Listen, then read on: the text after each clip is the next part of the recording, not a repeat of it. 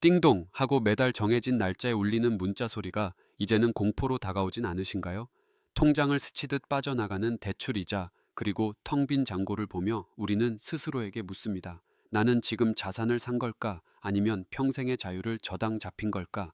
불과 2, 3년 전만 해도 우리는 벼락거지가 되지 않기 위해 영혼까지 끌어모아 불길 속으로 뛰어들었습니다. 주식, 부동산, 코인, 무엇이든 사지 않으면 나만 뒤처진다는 그 지독한 포모, 에포모 증후군이 우리 시대를 지배했죠. 하지만 지금 여러분의 모습은 어떻습니까? 내가 투자한 자산 가치는 오르지 않거나 계속 내려가는데 내가 감당해야 할 이자의 무게는 날이 갈수록 무거워지고 있지는 않나요? 자, 여기서 아주 불편한 질문 하나를 던져보겠습니다. 만약 우리가 그토록 찬양했던 자산의 시대가 저물고 모두가 쓰레기라 비웃었던 현금의 시대가 이미 시작되었다면 어떨까요? 역사를 돌이켜보면 대중이 가장 뜨겁게 열광하며 영끌의 정점을 찍었을 때 시장은 언제나 가장 잔인한 방식으로 보복해왔습니다. 19세기 영국을 뒤흔든 철도 광풍 때도 2000년대 초반 전 세계를 홀린 닷컴 버블 때도 그랬습니다. 사람들은 새로운 시대가 왔다고 외쳤지만 결국 최후의 우승승자는 영끌로 영혼을 판 사람들이 아니라 차갑게 식은 시장에서 현금이라는 실탄을 쥐고 기다린 사람들이었습니다. 오늘 이 영상에서는 단순히 위험하다는 경고만 드리지 않겠습니다. 역사가 수없이 반복해온 자산 가격의 붕괴 패턴과 그 폐허 속에서 현금 가치가 폭발적으로 역전되는 정확한 신호가 무엇인지 아주 냉정하게 분석해 드릴 겁니다. 지금 여러분이 쥐고 있는 그 자산이 황금이 될지 아니면 발목을 잡는 족쇄가 될지 오늘 영상을 끝까지 보신다면 그 답을 찾게 되실 겁니다. 어쩌면 이 영상이 여러분의 남은 인생을 결정지을 가장 중요한 분기점이 될지도 모릅니다. 역사가 증명하는 영끌의 종말 그리고 다시 찾아올 현금의 시대 그 충격적인 실체를 지금 공개합니다. 인트로, 구독, 좋아요. 반갑습니다. 데자뷰 경제노트입니다. 자, 여러분, 본격적인 사례에 들어가기에 앞서 우리가 왜 그토록 영끌이라는 위험한 선택을 할 수밖에 없었는지 그 근본적인 설계 결함부터 아주 깊이 있게 파헤쳐 보겠습니다. 우리가 흔히 말하는 영끌을 경제 용어로 풀면 과도한 레버리지 활용이지만 심리학적으로는 생존 본능의 폭주라고 부릅니다. 인류의 뇌는 수만 년간 무리에서 소외되는 것을 곧 죽음으로 인식하며 진화해 왔습니다. 선사시대에 남들이 다 사과를 따러 갈 때 나만 가만히 있으면 굶어 죽는다는 공포가 우리 유전자에 각인된 것이죠. 이게 현대사회에서는 포모 에포모, 즉 나만 소외될 것 같은 공포로 변질된 겁니다. 많은 사람이 나는 경제 지식이 부족해서 영끌했다고 자책하시곤 합니다. 하지만 이건 지식의 문제가 아닙니다. 오히려 지능이 높고 계산이 빠른 사람일수록 자기 확신에 빠져 영끌의 늪에 더 깊게 발을 들이는 경우가 많습니다. 왜냐고요? 상승장에서는 모든 데이터가 장밋빛이기 때문입니다. 시장의 광기 논리를 아주 쉽게 집어삼킵니다. 실제로 2021년 한 직장인의 사례를 아주 구체적으로 들여다보겠습니다. 그는 10년간 아끼고 모은 2억 원에 영혼까지 끌어모은 8억 원의 대출을 더해 10억 원짜리 아파트를 샀습니다. 당시 그는 대출 이자보다 집값 상승분이 훨씬 크다는 계산기를 매일 두드렸습니다. 하지만 그의 계산기에는 유동성 수축과 금리 인상이라는 변수가 빠져 있었습니다. 결과는 어땠을까요? 불과 2년 만에 이자는 월 200만 원에서 450만 원으로 뛰었고 집값은 고점 대비 30% 이상 증발했습니다. 그는 지금 매달 원리금을 갚기 위해 저녁 식사를 편의점 김밥으로 때우며 대리운전까지 뛰고 있습니다. 지금 영끌을 고민 중이라면 제가 제안하는 최악의 시나리오를 반드시 종이에 적어보세요. 집값이 지금보다 40%더 하락하고 금리가 현재보다 10%더 오른 상황에서도 당신의 가정이 무너지지 않고 버틸 수 있습니까?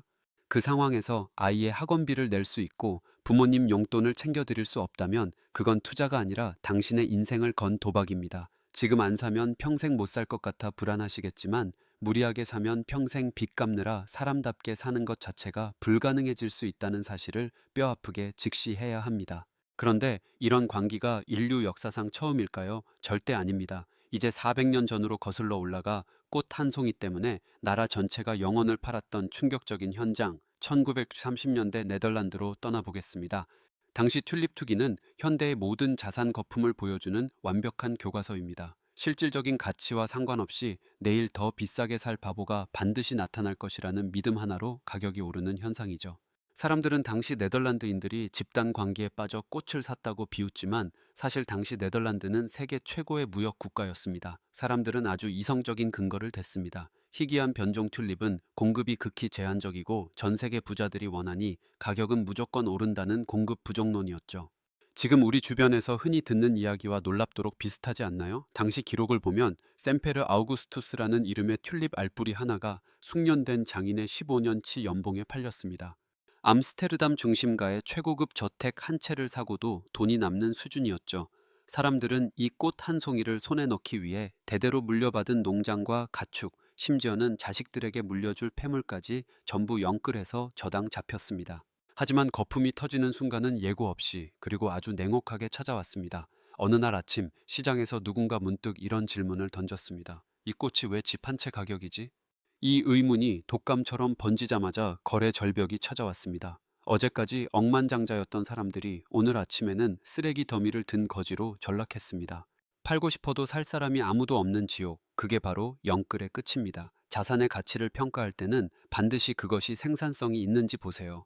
아파트는 임대료가 나오고 주식은 배당금이 나오지만 생산성 없는 자산의 가격 폭등은 100% 거품입니다. 튤립 이야기가 너무 먼 나라 이야기처럼 들리신다면 우리와 가장 닮아 있어서 소름 돋는 일본의 잃어버린 30년을 보십시오.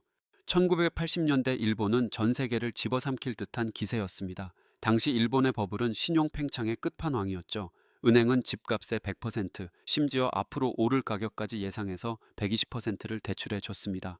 그 돈으로 땅을 사고 오른 땅을 담보로 또 대출을 받아 주식을 사는 무한 영끌 루프가 일본 전역을 휩쓸었습니다. 당시 일본인들은 부동산 불패 신화를 종교처럼 믿었습니다. 일본은 땅이 좁기 때문에 도쿄 땅값은 절대로 떨어지지 않는다는 믿음이었죠. 도쿄 왕궁 부지 가격이 미국 캘리포니아 전체 땅값보다 비싸다는 말이 실화로 통하던 광기의 시대였습니다. 하지만 1990년 일본 은행이 치솟는 물가를 잡기 위해 금리를 급격히 올리자 이 견고해 보이던 신화는 단 한 달 만에 산산조각이 났습니다. 평범한 직장인이었던 다나카 씨는 당시 40년 만기 대출로 도쿄 외곽의 아파트를 샀습니다. 30년이 지난 지금 그의 집값은 4분의 1 토막이 났지만 그는 환갑이 넘어서도 여전히 그 집의 빚을 갚기 위해 건설 현장에서 일하고 있습니다. 인구가 줄어드는데 금리가 오른다는 건 자산 시장에 내리는 사형 선고입니다. 우리가 일본의 길을 그대로 걷고 있는 건 아닌지 냉정하게 따져봐야 합니다. 인간의 탐욕과 공포는 국적을 가리지 않고 똑같으며 역사는 변주될 뿐 본질은 언제나 반복됩니다.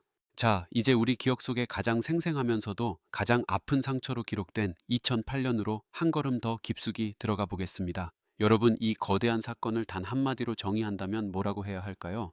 저는 이걸 부실의 폭탄 돌리기라고 부릅니다. 이건 단순히 경제 위기가 아니라 전 세계가 한꺼번에 눈을 감고 버린 미친 도박이었습니다. 돈을 갚을 능력도 의지도 없는 사람들에게 일단 돈을 빌려주고 보는 겁니다. 그리고 그 썩어 문드러진 사과 같은 대출 채권을 화려하고 번지르르한 포장지로 감싸서 전 세계 투자자들에게 우량 상품이라며 팔아치웠던 거죠. 정말 어처구니가 없지 않나요? 당시 미국인들은 아주 기묘한 종교에 빠져 있었습니다. 미국 집값은 역사상 단 한 번도 전국적으로 떨어진 적이 없다는 믿음, 그 데이터를 마치 성경처럼 맹신했습니다. 하지만 여러분, 그 데이터는 저금리와 규제 완화라는 치명적인 독약이 잔뜩 섞인 가짜 신화였습니다. 자, 한번 상상해 보세요. 당시 플로리다에는 이런 일이 흔했습니다. 변변한 직업도 없는 한 스트리퍼가 오로지 대출만 받아서 집을 5채나 샀습니다. 심지어 소득 증빙은커녕 집에서 키우던 강아지 이름으로도 대출 승인이 툭툭 떨어지던 미친 시절이었어요. 다들 집값 오르면 팔아서 갚으면 그만이지라며 호탕하게 웃었지만 연준이 금리라는 거대한 파도를 몰고 오자 그 모래성은 단숨에 흔적도 없이 무너졌습니다. 이때 가장 먼저 텐트촌으로 쫓겨나 길바닥에 나앉은 사람은 누구였을까요? 월스트리트의 은행가들이었을까요? 아니요. 마지막에 그 화려한 불꽃놀이를 보고 영혼까지 끌어모아 뛰어든 평범한 서민들이었습니다. 여러분, 내 소득의 40% 이상이 은행 이자로 나간다? 그건 이미 투자가 아닙니다. 벼랑 끝에서 눈을 감고 외줄타기를 하고 있는 것이나 다름없습니다. 이제 호흡을 조금 가다듬고 여러분께만 살짝 비밀을 말씀드릴게요. 이런 잔혹한 폭락에도 사실은 아주 정교한 일정한 법칙이 숨어 있다는 걸 알고 계셨나요? 내가 지금 어디쯤 서 있는지, 내 자산이 안전한지 확인할 수 있는 3단계 신호를 지금부터 아주 정확하게 짚어드릴게요. 첫 번째는 광기의 단계입니다. 주위 모든 사람이 전문가가 되는 시기죠. 택시기사님부터 고등학생까지 온 나라가 부동산과 주식 이야기뿐입니다. 지금 안 사면 평생 거지로 전락한다는 공포가 온 시장을 지배합니다. 바로 이때가 라스트 바이어, 즉 설거지 팀이 마지막 물량을 떠안기 위해 투입되는 가장 위험한 시점입니다. 두 번째는 균열의 단계입니다. 중앙은행이 금리라는 차가운 몽둥이를 들고 시중에 풀린 돈을 빨아들입니다. 활발하던 거래가 어느 날 갑자기 뚝 끊기고 여기저기서 급매물이 나오기 시작하죠. 하지만 대중은 여전히 현실을 부정합니다. 잠깐 조정받는 거야. 곧 다시 오를 거야. 정부가 어떻게든 우리를 살려줄 거야 라며 애써 희망 회로를 돌립니다. 그리고 마지막 세 번째는 항복의 단계입니다. 더 이상 이자를 감당하지 못한 영끌족들이 비명을 지르며 물량을 시장에 투매합니다. 다시는 부동산 안 한다. 다시는 주식 쳐다도 안 본다는 곡소리가 온 동네에 울려 퍼질 때 바로 그때가 우리가 쓰레기라고 비웃었던 현금이 왕좌로 귀환하는 순간입니다. 진짜 바닥은 단순히 가격이 떨어질 때가 아닙니다. 절망에 빠진 비명이 터져 나오며 거래량이 공포와 함께 폭발할 때입니다. 그때까지 차갑게 식은 실탄을 쥐고 기다리는 사람만이 최후의 승자가 된다는 것. 여러분은 알고 계셨나요? 현금은 쓰레기다라는 말, 호황기에는 정말 맞는 말처럼 들립니다. 하지만 불황기에는 이 말보다 더 위험한 거짓말은 세상에 없습니다. 여러분은 아마 인플레이션 때문에 내 현금 가치가 떨어질까봐 밤잠을 설치시죠. 하지만 자산 시장이 본격적으로 무너질 때는 자산이 녹아내리는 속도가 인플레이션보다 수십 배는 더 빠릅니다. 그 말은 가만히 숨만 쉬고 있어도 내 현금의 구매력이 폭등한다는 뜻입니다.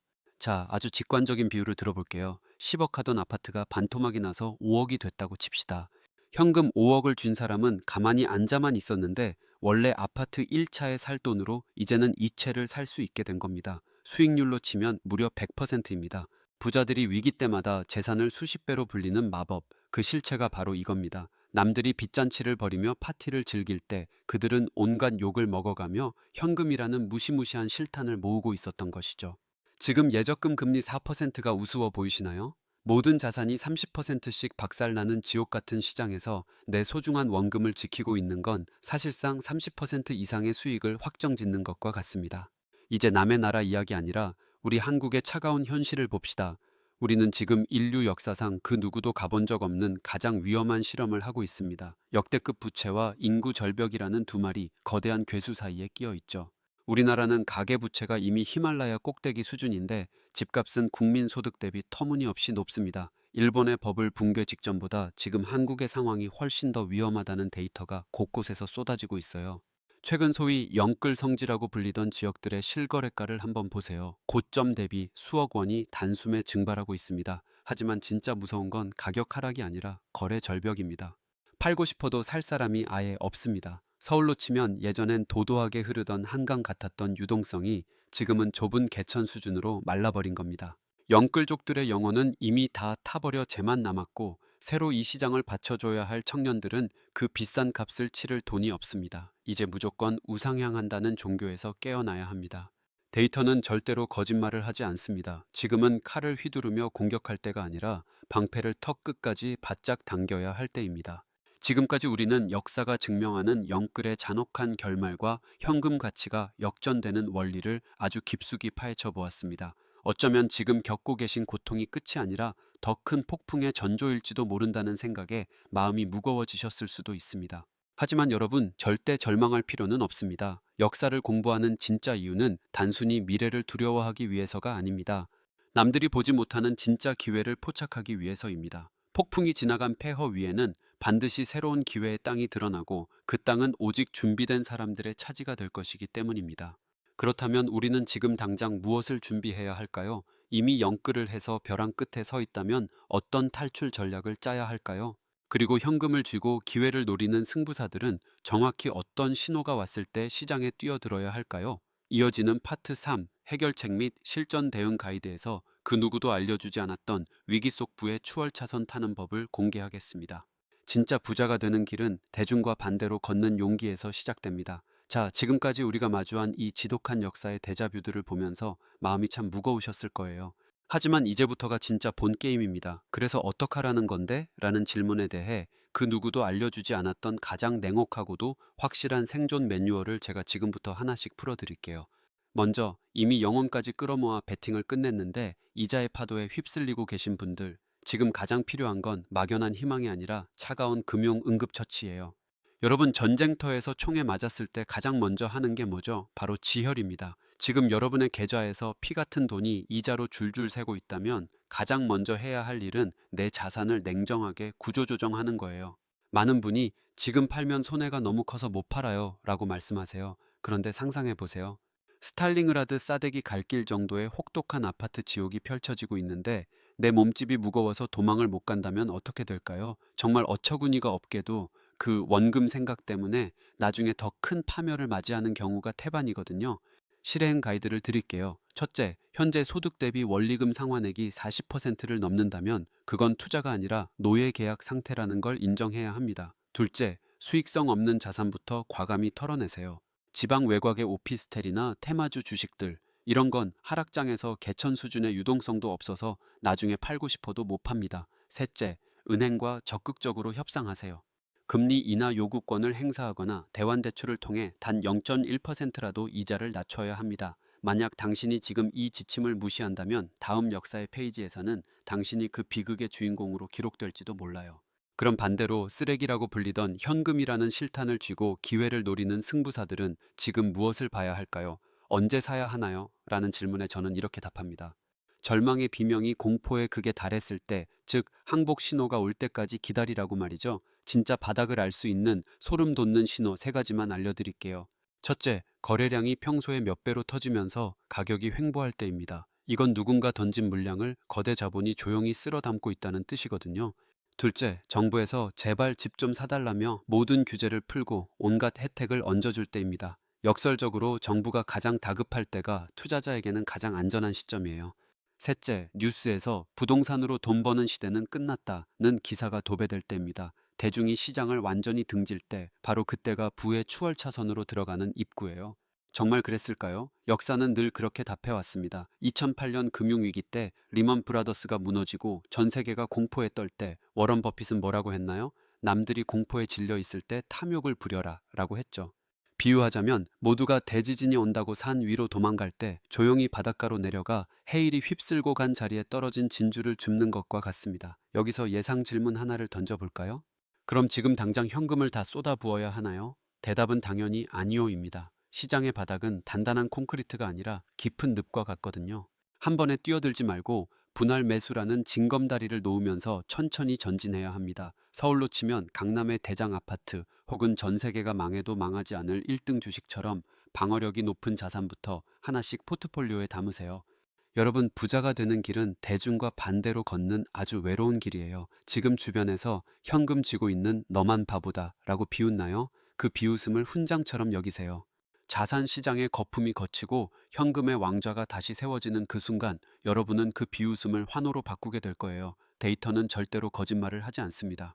지금 우리 한국 사회가 겪는 이 진통은 결국 거품이 터지고 새로운 질서가 세워지는 과정일 뿐입니다. 이 거대한 흐름을 거스르려 하지 마세요.